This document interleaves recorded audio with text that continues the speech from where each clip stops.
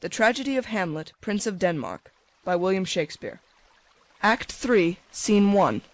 A room in the castle. Enter King Claudius, Queen Gertrude, Polonius, Ophelia, Rosencrantz, and Guildenstern. And can you, by no drift of circumstance, get from him why he puts on this confusion, grating so harshly all his days of quiet with turbulent and dangerous lunacy?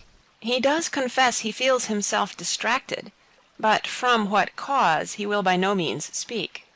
Nor do we find him forward to be sounded, but with a crafty madness keeps aloof, when we would bring him on to some confession of his true state. Did he receive you well? Most like a gentleman. But with much forcing of his disposition. Niggard of question, but of our demands, most free in his reply. Did you essay him to any pastime?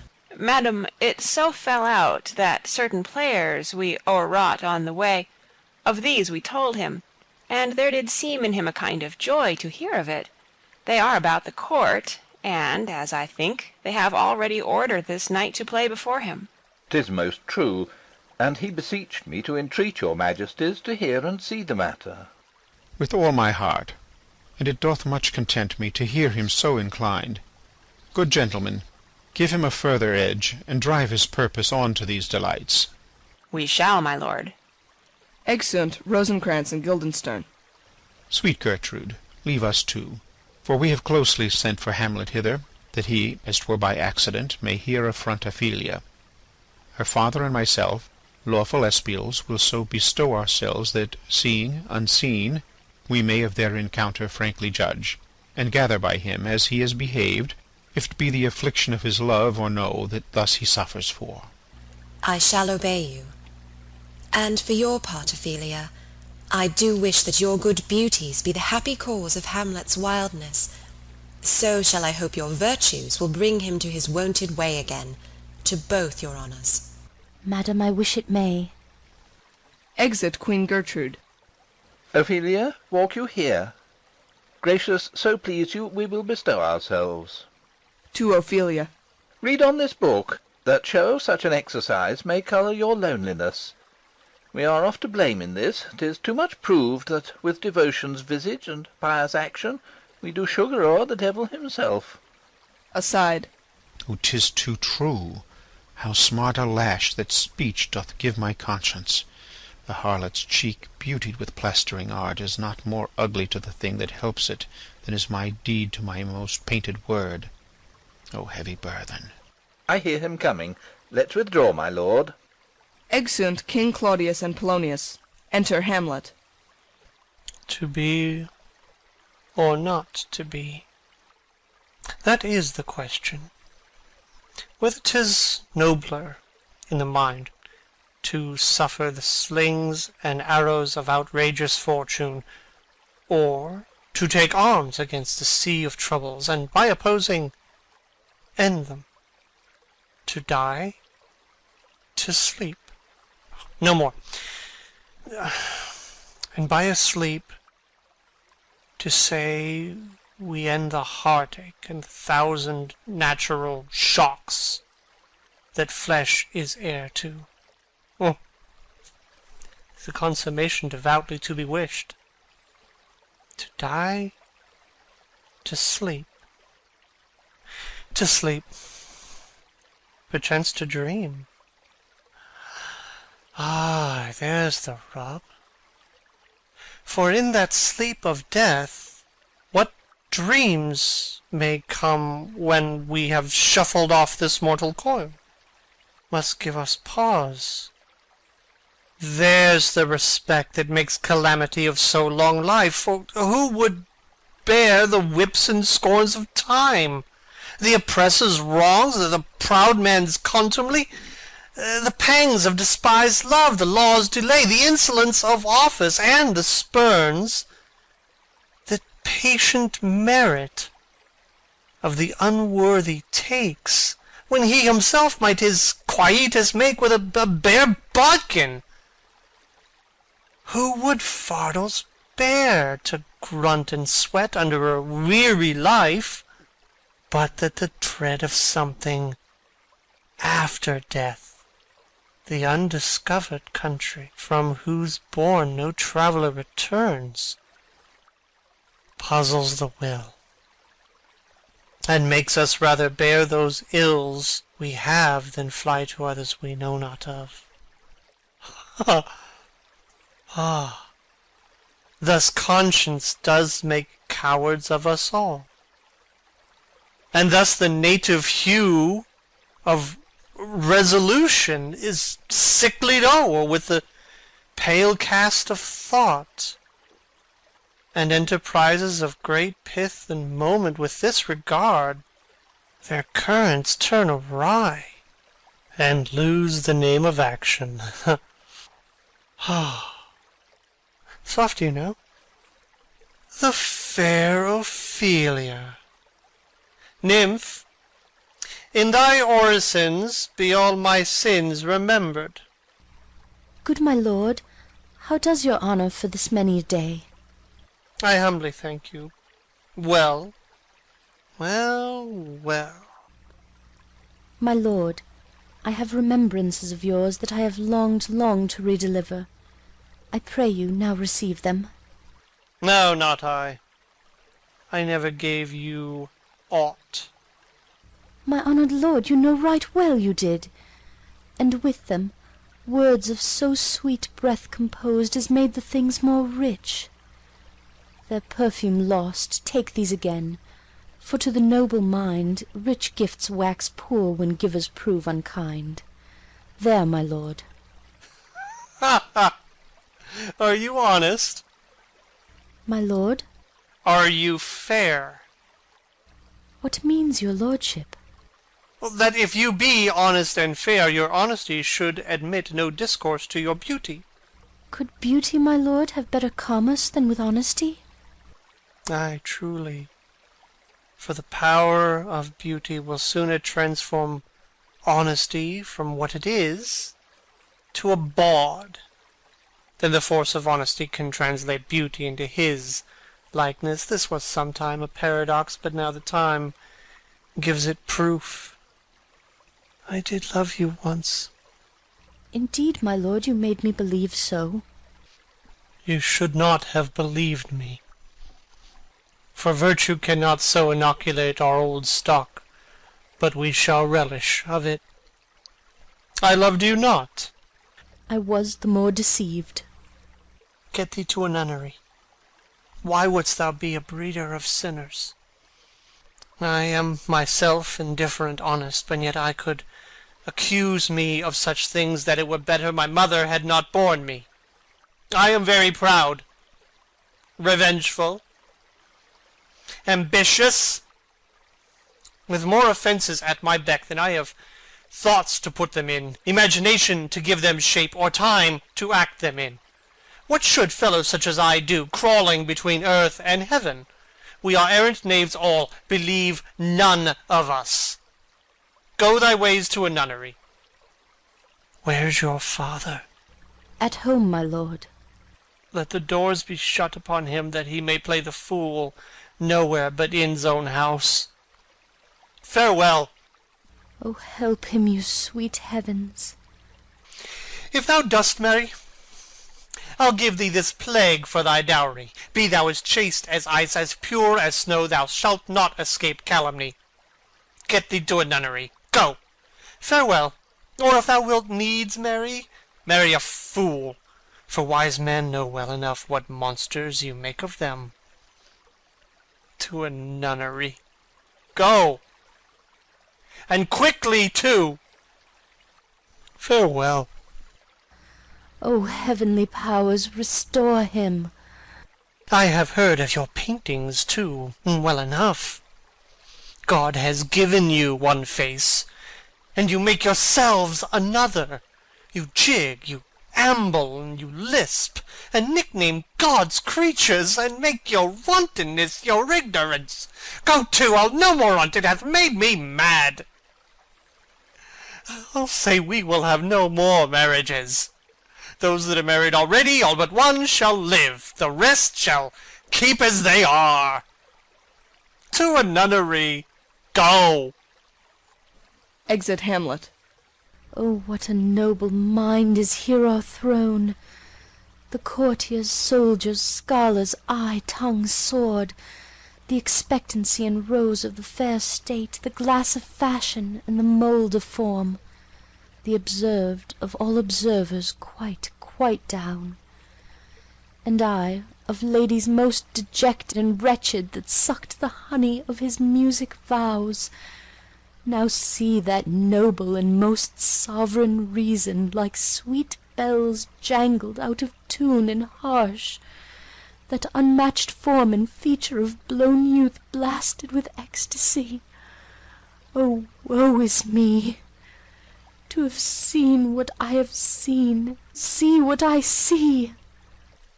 Re-enter King Claudius and Polonius. Love, his affections do not that way tend, nor what he spake, though it lacked form a little, was not like madness.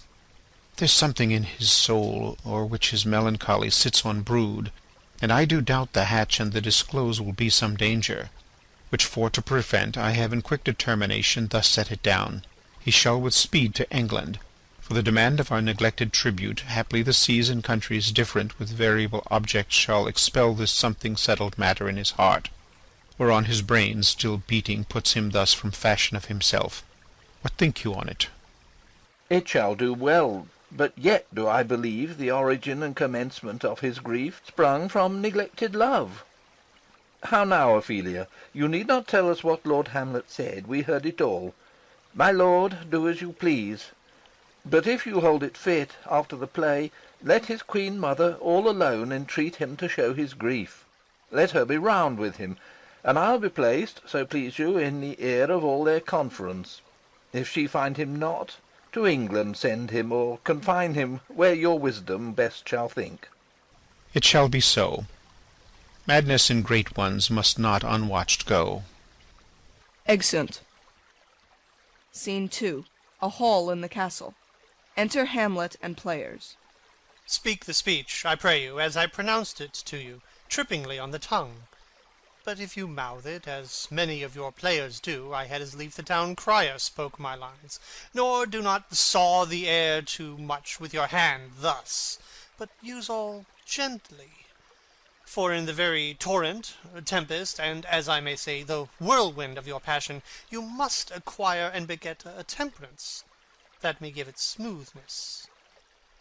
Oh, it offends me to the soul to hear a robustious, periwig-pated fellow tear a passion to tatters, to very rags, to split the ears of the groundlings, who for the most part are capable of nothing but inexplicable dumb shows and noise. I would have such a fellow whipped for overdoing termagant. It out Herods Herod, pray you, avoid it. I warrant your honour. Be not too tame neither, but let your own discretion be your tutor. Suit the action to the word to the action, with this special, o'erstep not the modesty of nature. For anything so overdone is from the purpose of playing, whose end, both at the first and now, was and is, to hold, as 'twere the mirror, up to nature, to show virtue her own feature, scorn her own image, and the very age and body of the time his form and pressure. Now this overdone, or come tardy off, though it make the unskilful laugh, cannot but make the judicious grieve. The censure of which, one must in your allowance o'erweigh a whole theatre of others. Oh, there be players that I have seen play, and heard others praise, and that highly, not to speak it profanely, that neither, having the accent of Christians, nor the gait of Christian pagan nor man, have so strutted and bellowed that I have thought some of nature's journeymen had made man, and not made them well, they imitated humanity so abominably. I hope we have reformed that indifferently with us, sir. Reform it altogether, and let those that play your clowns speak no more than is set down for them, for there be of them that will themselves laugh, to set on some quantity of barren spectators to laugh too, though in the meantime some necessary question of the play be then to be considered. That's villainous, and shows a most pitiful ambition in the fool that uses it. Go, make you ready. Exeunt players. Enter Polonius, Rosencrantz, and Guildenstern. How now, my lord? I will the king hear this piece of work? And the Queen too, and that presently. Bid the players make haste. Exit Polonius. Will you two help to hasten them? We will, my lord. Exeunt Rosencrantz and Guildenstern. Enter Horatio. What ho, Horatio! Here, sweet lord, at your service. Horatio, thou art e'en as just a man as e'er my conversation coped withal. Oh, my dear lord. Nay, do not think I flatter. For what advancement may I hope from thee, that no revenue hast but thy good spirits to feed and clothe thee? Why should the poor be flattered? No, let the candied tongue lick absurd pomp, and crook the pregnant hinges of the knee where thrift may follow fawning. Dost thou hear?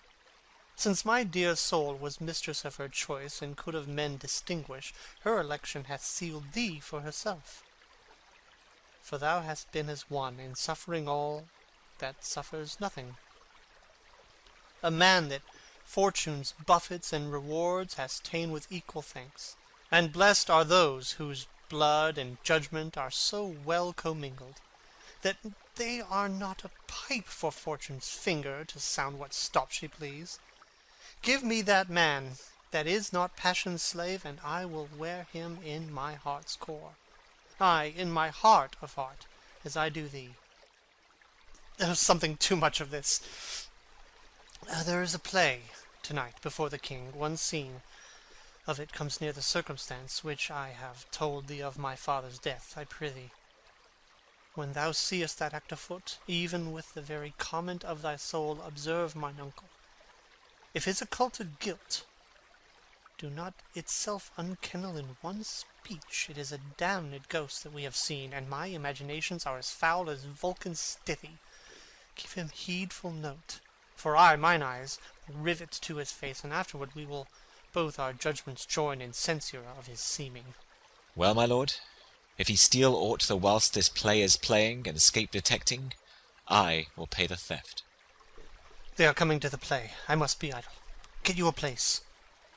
Danish March. A flourish. Enter King Claudius, Queen Gertrude, Polonius, Ophelia, Rosencrantz, Guildenstern, and others. How fares our cousin Hamlet? Excellent, i' faith. Of the chameleon's dish I eat the air. Promise crammed. You cannot feed capons so. I have nothing with this answer, Hamlet. These words are not mine. No, nor mine now. To Polonius. My lord, you once played at the university, you say? That did I, my lord, and was accounted a good actor. What did you enact? I did act Julius Caesar. I was killed in the Capitol. Brutus killed me. It was a brute part of him to kill so capital a calf there. Be the players ready? Ay, my lord, they stay upon your patience. Come hither, my dear Hamlet. Sit by me. No, good mother. Here's metal more attractive. To King Claudius. Oh, ho, do you mark that? Lady, shall I lie in your lap? Lying down at Ophelia's feet. No, my lord. I mean my head upon your lap. Ay, my lord. Do you think I meant country matters? I think nothing, my lord. It's a fair thought to lie between maids' legs. What is, my lord? Nothing.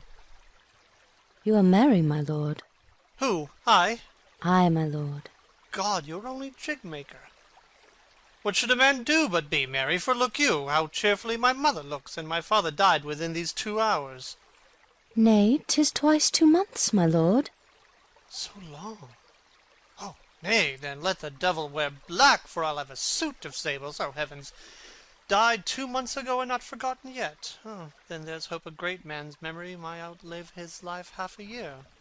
But, by your lady, he must build churches then, or else shall he suffer not thinking on when the hobby-horse, whose epitaph is for oh, the hobby-horse is forgot.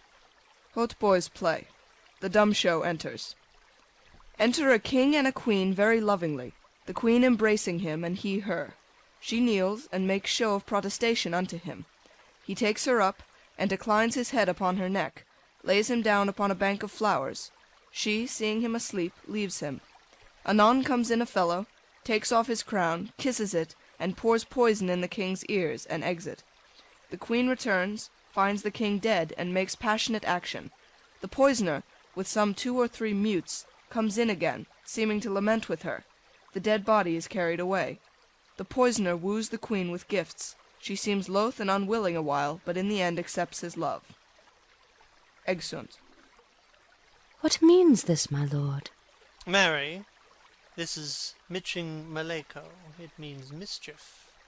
Belike this show imports the argument of the play. Enter Prologue. We shall know by this fellow. The players cannot keep counsel, they'll tell all. Will he tell us what this show meant?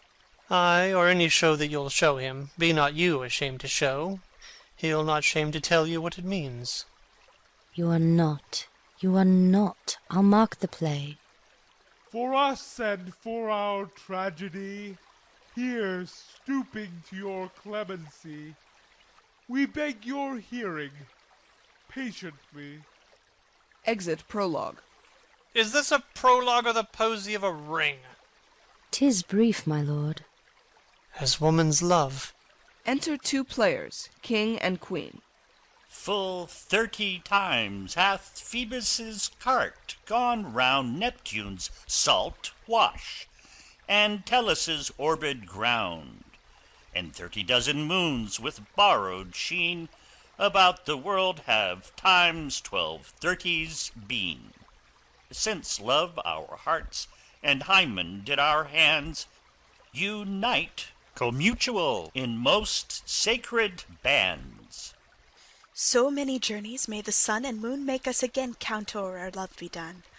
But woe is me, you are so sick of late, so far from cheer and from your former state, that I distrust you.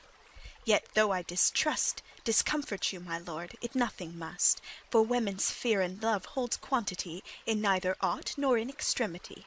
Now, what my love is, proof hath made you know, and as my love is sized, my fear is so. Where love is great, the littlest doubts are fear. Where little fears grow great, great love grows there. Faith, I must leave thee, love, and shortly too. My operant powers their functions leave to do, and thou shalt live in this fair world behind, honoured, beloved, and haply one as kind, for husband shalt thou. Oh, confound the rest! Such love must needs be treason in my breast. In second husband let me be accursed. None wed the second, but who killed the first. Aside. Wormwood. Wormwood. The instances that second marriage move are base respects of thrift, but none of love. A second time I kill my husband dead, when second husband kisses me in bed. I do believe you think what now you speak, but what we do determine oft we break. Purpose is but the slave to memory, of violent birth, but poor validity, which now, like fruit unripe, sticks on the tree, but fall unshaken when they mellow be. Most necessary 'tis that we forget to pay ourselves what to ourselves is debt. What to ourselves in passion we propose, the passion ending doth the purpose lose. The violence of either grief or joy their own enactures with themselves destroy. Where joy most revels, grief doth most lament. Grief joys, joy grieves on slender accident. This world is not for aye, nor 'tis not strange that even our loves should with our fortunes change. For 'tis a question left us yet to prove, whether love lead fortune, or else fortune love. The great man down, you mark his favourite flies. The poor advanced makes friends of enemies, and hitherto doth love on fortune tend. For who not needs shall never lack a friend, and who in want a hollow friend doth try, directly seasons him his enemy. But orderly, to end where I begun, our wills and fates do so contrary run, that our devices still are overthrown. Our thoughts are ours, their ends none of our own. So think thou wilt no second husband wed, but die thy thoughts when thy first lord is dead. Nor earth to me give food, nor heaven light, sport and repose lock from me day and night. To desperation turn my trust and hope, an anchor's cheer in prison be my scope. Each opposite that blanks the face of joy, meet what I would have well, and it destroy. Both here and hence pursue me lasting strife, if once a widow, ever I be wife. If she should break it now. 'Tis deeply sworn. Sweet, leave me here a while, my spirits grow dull, and fain I would beguile the tedious day with sleep. Sleeps. Sleep rock thy brain, and never come mischance between us twain. Exit player queen. Madam, how like you this play? The lady protests too much, methinks. Oh, but she'll keep her word. Have you heard the argument? Is there no offence in it? No, no, they do but jest, poison in jest, no offence to the world. What do you call the play? The Mousetrap. Marry, how? Tropically. This play is the image of a murder done in Vienna. Gonzago is the duke's name, his wife Baptista. You shall see anon. 'Tis a knavish piece of work, but what of that? Your Majesty and we that have free souls, it touches us not. Let the galled jade wince, our withers are unwrung. Enter Lucianus. This one is Lucianus, nephew to the king. You are as good as a chorus, my lord. I could interpret between you and your love, if I could see the puppets dallying. You are keen, my lord, you are keen. It would cost you a groaning to take off my edge. Still better and worse. So you must take your husband's. Begin, murderer!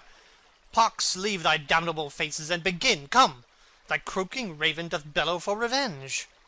Thoughts black, hands act, drugs fit, and time agreeing. Confederate season, else no creature seeing. Thou mixture rank of midnight weeds collected, with Hecate's ban thrice blasted, thrice infected, thy natural magic and dire property, unwholesome life, usurp immediately. Pours the poison into the sleeper's ears. He poisons him in the garden for his estate. His name's Gonzago. The story is extant and written choice Italian. You shall see anon how the murderer gets the love of Gonzago's wife. The king rises. Art frighted with false fire? How fares my lord? Give all the play. Give me some light. Away. Lights! Exeunt all but Hamlet and Horatio. Why, let the stricken deer go weep, the heart ungalled play. For some must watch, while some must sleep, so runs the world away. Would not this, sir, and a forest of feathers, if the rest of my fortunes turn Turk with me, with 2 provincial roses on my razed shoes, get me a fellowship in a cry of players, sir. Half a share. A whole one, I. For thou dost know, O Damon dear, this realm dismantled was of Jove himself, and now reigns here a very, very Pajock. You might have rhymed. O good Horatio, I'll take the ghost's word for £1,000.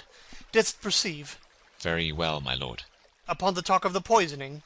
I did very well note him. No, Come, some music! Come, the recorders! For if the king like not the comedy, why then belike he likes it not, perdie. Come, some music! Re-enter Rosencrantz and Guildenstern. Good my lord, vouchsafe me a word with you. Sir, a whole history. The king, sir, Ay, sir, what of him? is, in his retirement, marvellous distempered. With drink, sir? No, my lord, rather with choler. Your wisdom should show itself more richer to signify this to his doctor. For me to put him to his purgation would perhaps plunge him into far more choler. Good my lord, put your discourse into some frame, and start not so wildly from my affair. I am tame, sir. Pronounce. The queen your mother, in most great affliction of spirit, hath sent me to you. You are welcome. Nay, good my lord, this courtesy is not of the right breed. If it shall please you to make me a wholesome answer, I will do your mother's commandment. If not, your pardon and my return shall be the end of my business. Sir, I cannot. What, my lord? Make you a wholesome answer, my wit's diseased. But, sir, such answer as I can make, you shall commend. Or rather, as you say, my mother. Therefore no more, but to the matter. My mother, you say. Then thus she says, your behaviour hath struck her into amazement and admiration. A wonderful son that can so astonish a mother. But is there no sequel at the heels of this mother's admiration? Impart. She desires to speak with you in her closet ere you go to bed. We shall obey, were she 10 times our mother. Have you any further trade with us? My lord, you once did love me. So I do still, by these pickers and stealers. Good my lord, what is the cause of your distemper? You do surely bar the door upon your own liberty, if you deny your griefs to your friend. Sir, I lack advancement. How can that be, when you have the voice of the king himself for your succession in Denmark? Ay, but, sir, while the grass grows, the proverb is something musty. Re-enter players with recorders. Oh, the recorders! Here, let me see one. To withdraw with you, why do you go about to recover the wind of me, as you would drive me into a toil? Oh, my lord, if my duty be too bold, my love is too unmannerly. I do not well understand that. Will you play upon this pipe? My lord, I cannot. I pray you. Believe me, I cannot. I do beseech you. I know no touch of it, my lord. 'Tis as easy as lying. Govern these ventages with your fingers and thumb, give it breath with your mouth, and it will discourse most eloquent music. Look you, these are the stops. But these cannot I command to any utterance of harmony. I have not the skill. Why, look you now, how unworthy a thing you make of me. You would play upon me, you would seem to know my stops, you would pluck out the heart of my mystery, you would sound me from my lowest note to the top of my compass, and there is much music, excellent voice, in this little organ, yet cannot you make it speak. Splud, do you think I am easier to be played on than a pipe? Call me what instrument you will, though you can fret me, you cannot play upon me. Enter Polonius. God bless you, sir. My lord, the queen would speak with you, and presently. Do you see yonder cloud that's almost in the shape of a camel? By the mass, and 'tis like a camel indeed. Methinks it is like a weasel. It is backed like a weasel. Or like a whale? Very like a whale. Then I will come to my mother by and by. They fool me to the top of my bent. I will come by and by. I will say so. By and by is easily said. Exit Polonius. Leave me, friends. Exeunt all but Hamlet. 'Tis now the very witching time of night, when churchyards yawn and hell itself breathes out contagion to this world. Now could I drink hot blood, and do such bitter business as the day would quake to look on. Soft to my mother. O heart, lose not thy nature. Let not ever the soul of Nero enter this firm bosom. Let me be cruel, not unnatural. I will speak daggers to her, but use none. My tongue and soul in this be hypocrites. how in my words soever she be shent, to give them seals never, my soul, consent. Exit. Scene 3. A room in the castle. Enter King Claudius, Rosencrantz, and Guildenstern. I like him not, nor stands it safe with us to let his madness range. Therefore prepare you. I your commission will forthwith dispatch, and he to England shall along with you. The terms of our estate may not endure hazards so dangerous as doth hourly grow out of his lunacies. We will ourselves provide. Most holy and religious fear it is to keep those many, many bodies safe that live and feed upon your majesty. The single and peculiar life is bound with all the strength and armour of the mind to keep itself from noyance, but much more that spirit upon whose weal depend and rest the lives of many. The seas of majesty dies not alone, but, like a gulf, doth draw what's near with it. It is a massy wheel fixed on the summit of the highest mount, to whose huge spokes 10,000 lesser things are morticed and adjoined, which, when it falls, each small annexment, petty consequence, attends the boisterous ruin. Never alone did the king sigh, but with a general groan. Arm you, I pray you, to the speedy voyage, for we will fetters put upon this fear, which now goes too free-footed. We will haste us. Exeunt Rosencrantz and Guildenstern. Enter Polonius. My lord, he's going to his mother's closet. Behind the arras I'll convey myself to hear the process. I'll warrant she'll tax him home. And, as you said, and wisely was it said, 'tis meet that some more audience than a mother, since nature makes them partial, should o'erhear the speech of vantage. Fare you well, my liege. I'll call upon you ere you go to bed, and tell you what I know. Thanks, dear my lord. Exit Polonius. O, my offence is rank. It smells to heaven. It hath the primal eldest curse upon it, a brother's murder. Pray can I not, though inclination be as sharp as will, my stronger guilt defeats my strong intent, and like a man to double business bound, I stand in pause where I shall first begin, and both neglect. What if this cursed hand were thicker than itself with brother's blood? Is there not rain enough in the sweet heavens to wash it white as snow? Whereto serves mercy but to confront the visage of offence?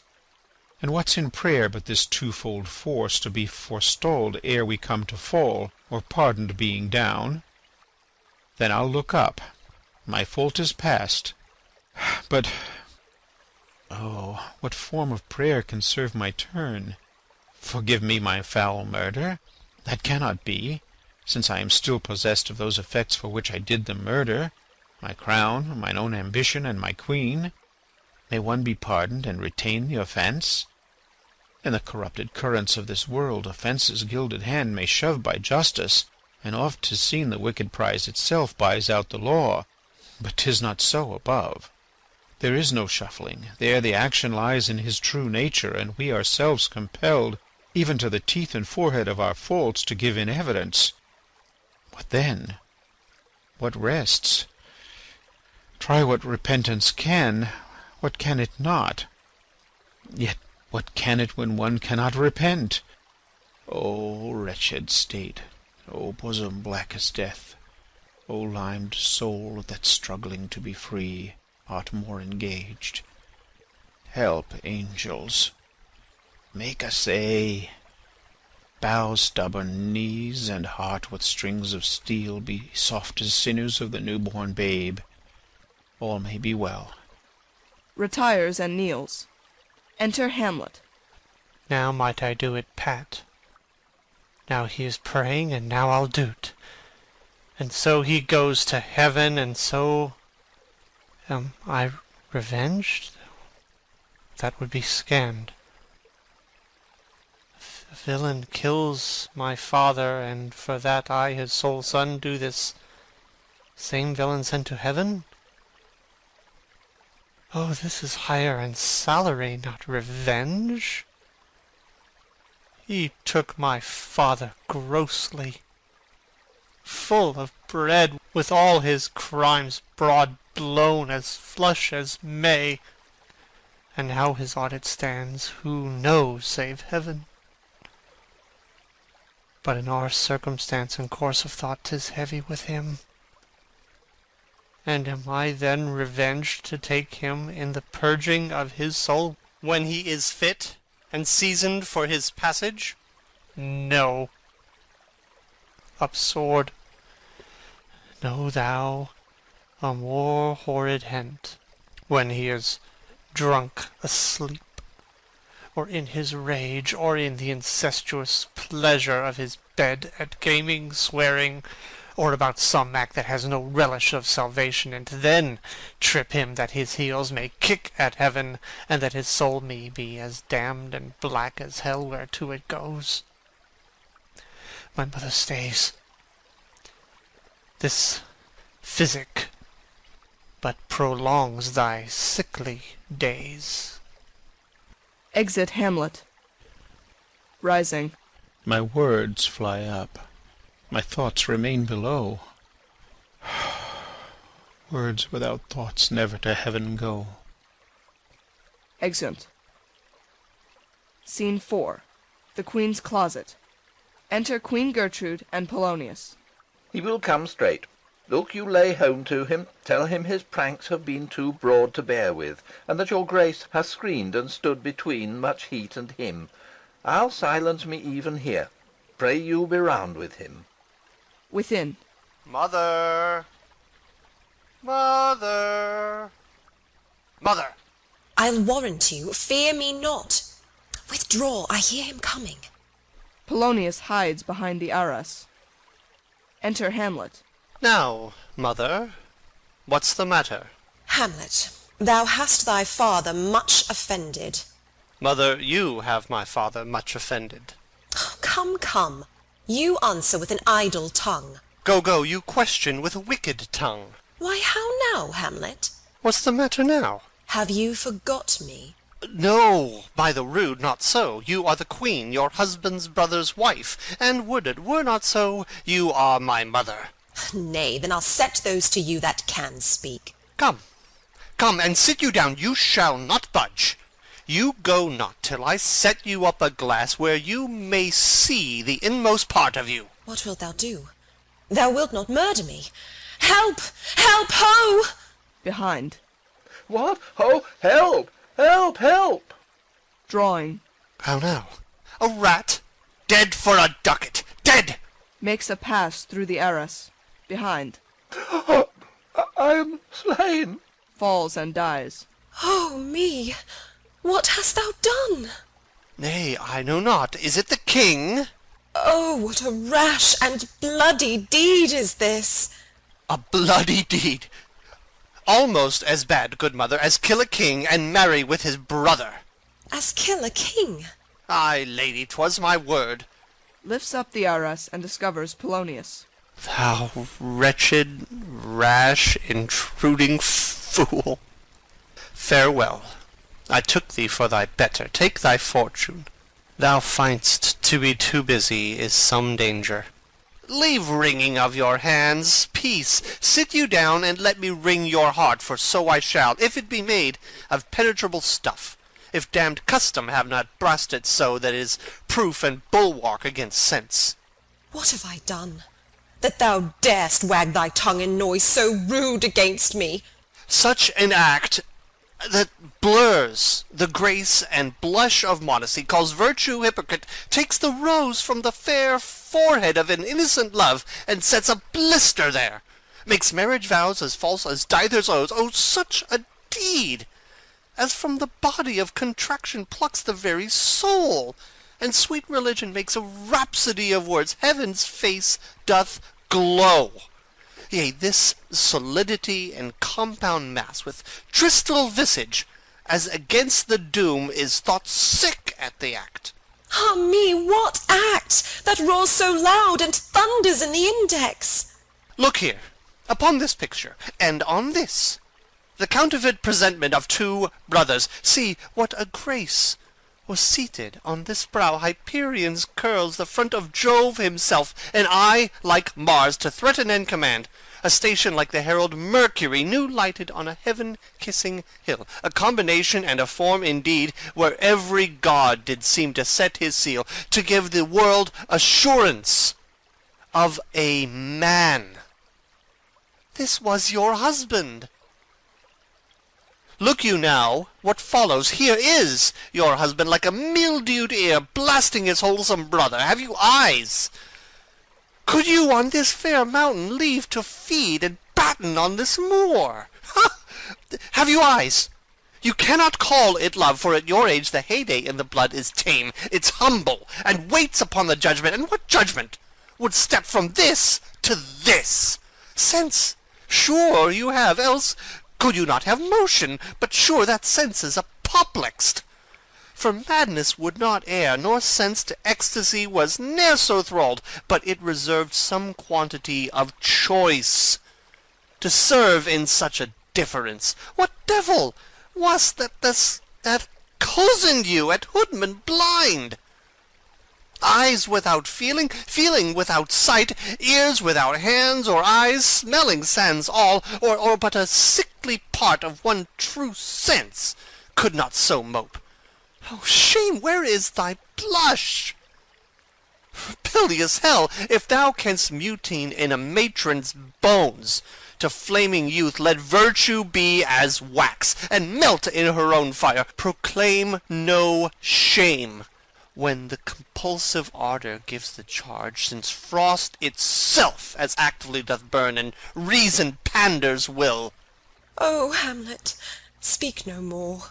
Thou turn'st mine eyes into my very soul, and there I see such black and grained spots as will not leave their taint. Nay, but to live in the rank sweat of an enseamed bed, stewed in corruption, honeying and making love over the nasty sty. Oh, speak to me no more. These words like daggers enter in mine ears. No more, sweet Hamlet. A murderer and a villain, a slave that is not 20th part the tithe of your precedent lord, a vice of kings, a cut-purse of the empire and the rule, that from a shelf the precious diadem stole and put it in his pocket. No more. A king of shreds and patches. Enter Ghost. Save me, and hover o'er me with your wings, your heavenly guards. What would your graces figure? Alas, he's mad. Do not come your tardy son to chide that lapsed in time and passion. Let's go by the important acting of your dread command, O say. Do not forget, this visitation is but to whet thy almost blunted purpose. But look, amazement on thy mother sits, O step between her and her fighting soul. Conceit in weakest body's strongest works. Speak to her, Hamlet. How is't with you, lady? Alas, how is't with you, that you do bend your eye on vacancy, and with the incorporeal air do hold discourse?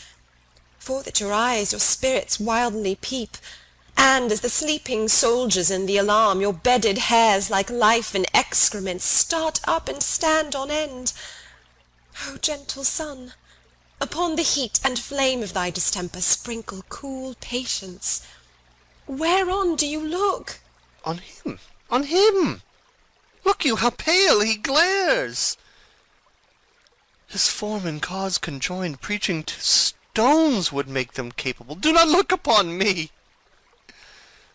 Lest with piteous action you convert my stern effects, then what I have to do will want true colour, tears perchance for blood. To whom do you speak this?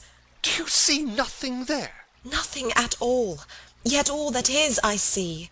Nor did you nothing hear? No, nothing but ourselves. Oh, look you there! How it steals away my father in his habit as he lived. Look, where he goes, even now, out at the portal. Exit Ghost. This is the very coinage of your brain. This bodiless creation ecstasy is very cunning in. Ecstasy? My pulse, as yours, doth temperately keep time, and makes as healthful music. It is not madness that I have uttered.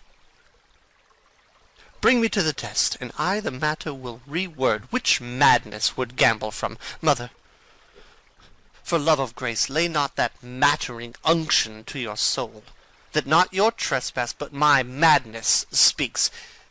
It will but skin and film the ulcerous place, while rank corruption, mining all within, infects unseen. Confess yourself to heaven. Repent what's past, avoid what is to come, and do not spread the compost on the weeds to make them ranker. Forgive me this my virtue, for in the fatness of these pursy times, virtue itself of vice must pardon beg. Yea, curb and woo, for leave to do him good. O Hamlet, thou hast cleft my heart in twain. Oh, throw away the worser part of it, and live the purer with the other half. Good night. But go not to my uncle's bed. Assume a virtue if you have it not. That monster custom, who all sense doth eat, of habit's devil is angel, yet in this, that to the use of actions fair and good he likewise gives a frock or livery that is aptly put on. Refrain tonight, and that shall lend a kind of easiness to the next abstinence, the next more easy. For use almost can change the stamp of nature, and either curb the devil, or throw him out with wondrous potency. Once more, good night. And when you are desirous to be blessed, I blessing beg of you. For this same Lord, pointing to Polonius, I do repent. But heaven hath pleased it so to punish me with this and this with me, that I must be their scourge and minister. I will bestow him, and will answer well the death I gave him. So again, good night.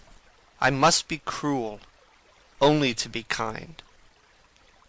Thus bad begins, and worse remains behind. One word more, good lady. What shall I do? Not this, by no means that I bid you do.